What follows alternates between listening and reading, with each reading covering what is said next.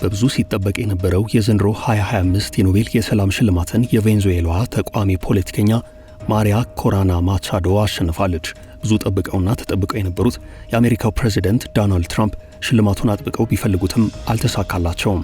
የቬንዙዌላ ተቋሚዋ ማሪያ ኮራና ማቻዶ የ2025 የኖቤል የሰላም ሽልማትን ማሸነፋቸውን ኖርዌይ የሚገኘው የኖቤል ኮሚቴ ይፋ አድርጓል።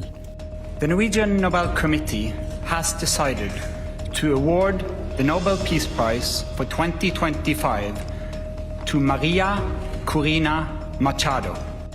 ትራምፕ አሸናፊው ከመታወቁ በፊት በነጩ ቤተ መንግሥት ለጋዜጠኞች በሰጡት ማብራሪያ እኔ 7 ስምምነቶች እንዲኖሩ በማድረግ በጦርነት ሊጠፉ የነበሩ ሰዎችን ሕይወት መታደግ ችያለሁ።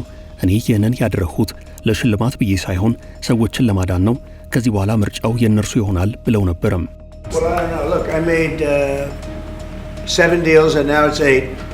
But they'll have to do what they do. Whatever they do is fine. I know this. I didn't do it for that. I did it because I saved a lot of lives. ትራምፕ ይህንን ይበሉ እንጂ በነጩ ቤተ መንግሥት በኩል የነበረው መግለጫ ግን ትራምፕ ባለመመረጣቸው ደስተኛ እንዳይደለ የሚያሳይ ነው።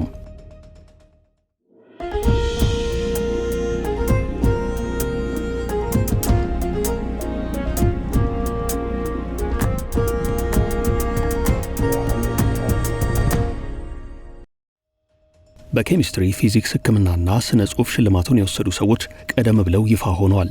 ሁልጊዜም ከፍተኛ ትኩረት የሚስበው በብዙም የሚያነጋግረው የኖቤል የሰላም ሽልማት ነው። ምክንያቱ ደግሞ ጉዳዩ በአንድም ይሁን ከጦርነት ከፖለቲካ ጋር ስለሚያያዝ ነው። ስለ ሰላም ማውራት የሚቻለው ፖለቲካና ጦርነት ሲኖር ነው። በፖለቲካ ውስጥ ትግል አለ። የሚኖሩት ትግሎች በሰላም ወይንም በኃይል ሊቋጩ ይችላሉ። በዚህ ውስጥ ደግሞ መገፋት፣ እስር፣ መገደልና የመሳሰሉት አሉ። በዚህ ውስጥ ትክክለኛ ዓላማን ይዞ ጸንቷል የተባለው ሰው በዓለም የኖቤል የሰላም ሽልማት ተፈልፍሎ እንዲወጣ ተደርጎ ለእጩነት ብሎም ለሽልማት ሊበቃ ይችላል። ከዚህ ውጪም ከሀገር ባለፈ በዓለም ሰላም እንዲሰፍን በማድረግ ረገድ የራሳቸው ሚና ተጫውተዋል የተባሉም ግለሰቦች ይሸልማሉ። ትራምፕም ቢሆኑ ራሳቸውን ለዚሁ የኖቤል የሰላም ሽልማት ሲያጩ በዓለም በርካታ ጦርነቶችን ያስቆሙ እንዲሁም ሊፈነዱ የነበሩ ጦርነቶችን ባሉበት ያመከኑ መሆናቸውን በመናገር ነው። የ79 ዓመቱ ፕሬዝዳንት የአሁኑ የአሜሪካ የፕሬዝዳንትነት ቆይታቸው የመጨረሻው ነው። በቀጣይ 3 ድፍን ዓመታት አሜሪካንን የሚመሩት ትራምፕ የዘንድሮውን የኖቤል የሰላም ሽልማት ለመውሰድ በእጅጉ ቋምጠው ነበረም። ይህንን ሽልማት ለመውሰድ የትኛውም ሰው ራሱን የሚያጭበትና ልክ እንደ ምርጫ ሁሉ ቅስቀሳዎችን የሚያካሂድበት መንገድ የለም። ትራምፕ ግን ይህንን አድርገዋል። የእስራኤል ኢራንን የ12 ቀናት ጦርነት አስቁም ያለው ወደ ኒውክሌር ጦርነት ሊያመራ የነበረውን የህንድና ፓኪስታንን ጦርነት በስልክ ዲፕሎማሲ ቀጥ አድርጌዋለሁ። ካምቦዲያና ታይዋን ሲተላለቁ በቃችሁ ብዬ እልቂቱን ያስቆምኩት እኔ ነኝ። የግብፅና ኢትዮጵያንም ፍጥጫ ቢሆን እንደዛው አስቁም ያለው በማለት ትራምፕ ስኬት ያሉትን በዝርዝር ተናግረዋል። ትራምፕ በዚህ ሳያበቁም በአንዳንድ መድረኮች ላይ ዝም ብላችሁ አትመልከቱኝ፣ የኖቤል የሰላም ሽልማት ይገባኛል ብለዋል። እናም ትራምፕ በገቡ በወጡ ቁጥር እንድትሸልሙኝ እንዳትረሱኝ በሚለው ቅስቀሳቸው ቀጥሎ ነበርም። በዚህም ከሰዓታት በፊት ይፋ በሆነው የአሸናፊዎች ስም ትራምፕ የሚለው ስም ሊገኝ አልቻለም። ቬንዙዌላዊቷ የተቃውሞ ፖለቲካ አንቀሳቃሽ ማሪያ ኮሪና ማቻዶ የ2025 የኖቤል የሰላም ሽልማት አሸናፊ ሆናለች።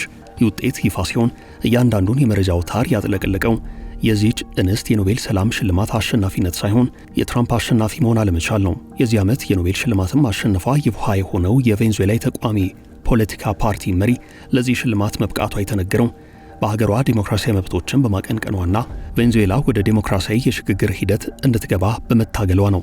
የኖቤል የኮሚቴው ማለትም የሽልማት ሰጪ ኮሚቴ ሰብሳቢ ጆርገን ዋት ፍሬድስ በሰጡት መግለጫ ኮሚቴው የ2025 የኖቤል የሰላም ሽልማትን ለቬንዙዌላ ሕዝቦች ዲሞክራሲያዊ መብቶችን በማስታወቅ ከአምባገነን ስርዓት ወደ ዲሞክራሲ ለመሸጋገር በሚደረገው ጥረት ማሪያ ኮሪና ማቻዶ ለሽልማት በቅታለች ብሏል።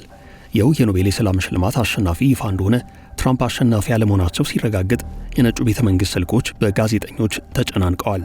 ዘግየት ብሎ ነጩ ቤተ መንግሥት ጉዳዩን አስመልክቶ መግለጫ አውጥቷል። እውነት ለመናገር ሽልማቱ ታላቁን የሰላም አባት የረሳ ነው። የሽልማት ኮሚቴው ከሰላም ይልቅ ፖለቲካን መርጧል ሲል ትችት አሰምቷል።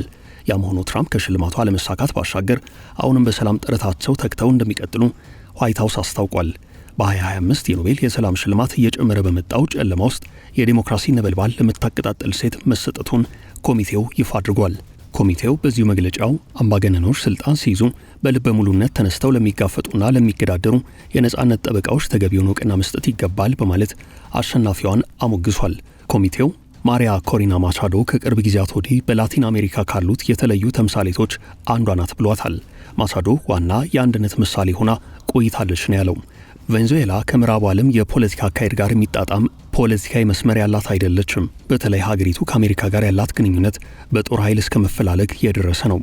አሜሪካ ቬንዙዌላን የአምባገነኖችና የሙሰኞች መፈልፈያ አድርጋ ትስላታለች። በአሜሪካ ቅርብ ርቀት ላይ የምትገኘው ቬንዙዌላ በአደንዛዥ ዕፅ ምርትና አዘዋዋሪዎች እንድትጥለቀለቅ የሚያደርጉ መሪዎችና ፖለቲከኞች አሏት በማለት በትራምፕ በኩል ጥርስ ተነክሶባታል።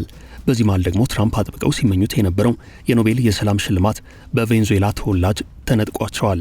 በአንዲት ቬንዙዌላዊት ፖለቲከኛ ተወስዶባቸዋል። ነገሩ አጋጣሚ ነው ወይንስ ሆነ ተብሎ የተሰራ ግጥምጥሞሽ የሚያስብል ሆኗል። በነገራችን ላይ አሜሪካ በቬንዙዌላ ውስጥ የፖለቲካ ለውጥ እንዲካሄድ አጥብቃ ትሰራለች። የአገሪቱ መንግስት ተቋሚዎችን የአሜሪካ አሻንጉሊት በማለት ጠበቅ ያለ በትሩን ሲያሳርፍባቸው ቆይቷል።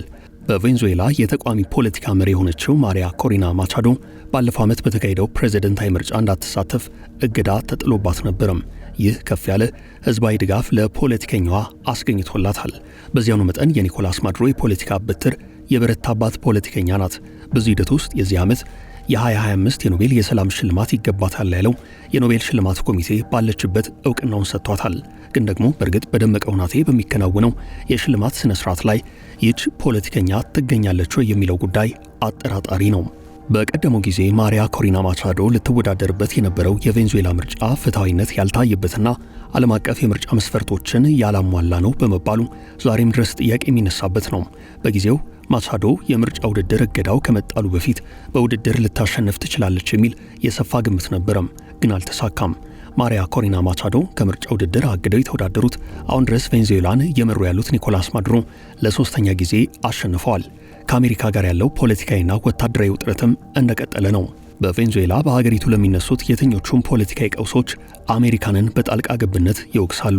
ከምርጫ ውጤት በኋላ በመላ ሀገሪቱ የተቃውሞ ሰልፎች ተቀጣጥለው የነበረ ሲሆን የሀገሪቱ መንግስት እንደተለመደው ከዚህ ተቃውሞ ጀርባ ያለችው አሜሪካ ናት በማለት ጣቱን ቀስሯል። ከምርጫው በኋላ ማዱሮ ባለ ሲመታቸው በተከበረበት ዕለት በተካሄደ የተቃውሞ ሰልፍ ለጥቂት ጊዜ ታየችው ማቻዶ ከዚያ በኋላ ግን እስከ ዛሬ ድረስ የት እንዳለች አይታወቅም። ከእርሷ ጋር ለአጭር ጊዜ በመንግስት የጸጥታ ኃይላት በቁጥጥር ስር ውለው የነበሩት የተቃውሞ ፖለቲካ መሪዋ ወዲያው ተለቀዋል። በዚህ ሽልማት ስነ ስርዓት ላይ የመገኘት አለመገኘቷም ጉዳይ አጠያያቂ የሆነው ከዚህ አንጻር ነው። በቬንዙዌላ ዴሞክራሲ አደጋ ላይ ነው ያሉት የኖቤል ኮሚቴ ሰብሳቢው ማቻዶ ለነጻና ፍትሐዊ ምርጫ ከጠመንጃ ይልቅ በምርጫ ሳጥን ስልጣን እንዲገኝ ከዓመት በፊት መታገል መጀመሯን ተናግረዋል። አከል አድርገውም ለነጻነት የታገለች እንስት ናት ብለዋታል። ኮሚቴው ለቬንዙዌላ ህዝቦች ዴሞክራሲያዊ መብቶችን በማስፈንና ፍትሐዊ እንዲሁም ሰላማዊ ከአምባገነንነት ወደ ዴሞክራሲ ለመሸጋገር በተደረገው ትግል ማሪያ ኮሪና ማቻዶ ትልቅ አስተዋጽኦ ነበራት ብሏል። የኖቤል ኮሚቴ በዚህ ዓመት በተደጋጋሚ ሽልማቱ ይገባኛል ሲሉ የነበሩትን የአሜሪካው ፕሬዝደንትን ችላ በማለት ቬንዙዌላ ላይ አተኩሯል። ለመሆኑ የኖቤል ተሸላሚዎች ምን ያገኛሉ የሚለው ነገር እየተደጋገመ ይነሳል። በዓለም በርካታ የሽልማት አይነቶች አሉ። ግን ደግሞ እንደ ኖቤል የሰላም ሽልማት ዕድሜ ጠገብ በእጅጉም የተከበረ የለም። አሸናፊዎች የሚመረጡበት ሂደት ጥብቅ መሆን የኖቤል ሽልማትን የተከበረ አድርጎታል። ከምንም በላይ በየትኛውም የኖቤል ሽልማት አሸናፊ መሆን በራሱ ክብር ነው። ቀጥሎ የሚታየው ደግሞ ከሽልማቱ የሚገኘው ገንዘብ ነው። የኖቤል የሰላም ሽልማት አሸናፊ ከሜዳይና የምስክር ወረቀት ባሻገር 11 ሚሊዮን የስዊድን ክሮነር ተሸላሚ ይሆናል።